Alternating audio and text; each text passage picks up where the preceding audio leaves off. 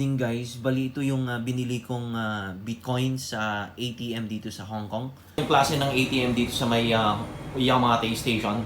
At bibili ako ng Bitcoin. Ang unang gagawin ay touchscreen mo lang siya. English. Ay buy coin. Bitcoin. Then susubukan natin yung 100 muna. So Hong Kong. Please face tap the screen to start photo shooting. Okay. Pipicturean na, yan nga. Picture. Click picture. Papakita mo ka mo. Confirm upload.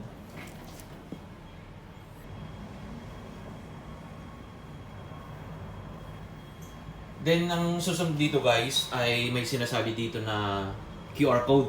Please scan your QR code or next. Saan i-scan? Hanapin po yung scanner dito. So, ito, scan yung QR code, then itatapat mo lang siya. Yan, may ilaw siya. Na-scan na guys, yung QR code mo, in-next mo lang. Maghihintay lang tayo. Minimum buy is 100 Hong Kong dollar. Yan. Papasok mo na. Pag napasok na guys, then complete mo siya. To-complete.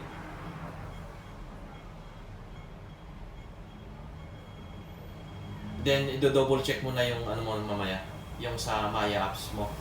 At ganun lang kasimple yun nga. Nandito na yung resibo mo guys, yung paano ka bumili ng Bitcoin dito sa Hong Kong.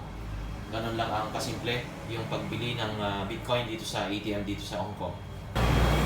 Kung hanapin mo tong ATM guys, nandito sa may Yamate Station, sa harap niya ay Windsor Spa. At nakabili na ako ng Bitcoin sa halagang 100 Hong Kong dollar. At nag-purchase ako ng 100 kasi nag-test lang ako kung magkano ang exchange niya. So titignan natin guys, yung quantity ay nagkakahalaga ng 0.004436 na BTC. So titignan ko ngayon dito sa aking apps dahil nandito na yung sinasabi niya na Bitcoin processing up to 12 hours. Nandito yung Bitcoin. As of October 4 ng alas 10 ng gabi ako binili. So 689. Nagkakahalaga siya ng 689.01.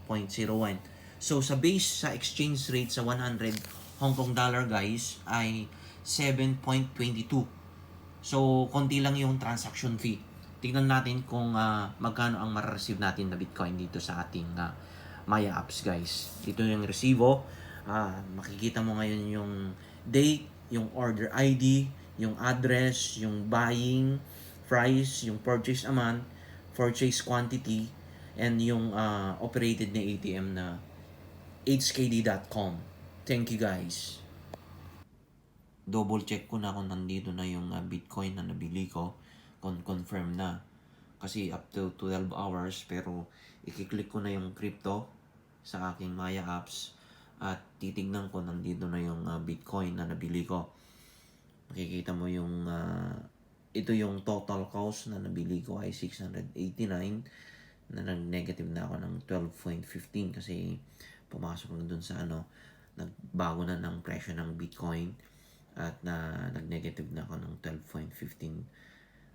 Ito na yung guys, yung 600 bali ang na total naman ko ay 689.01 yung 100 Hong Kong dollar ko.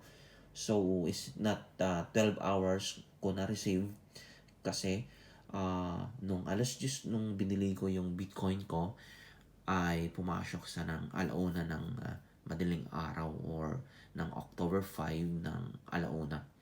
Ganun lang kasimple yung pagbili ng Bitcoin worth of 100 Hong Kong dollar dito sa Yamate Station.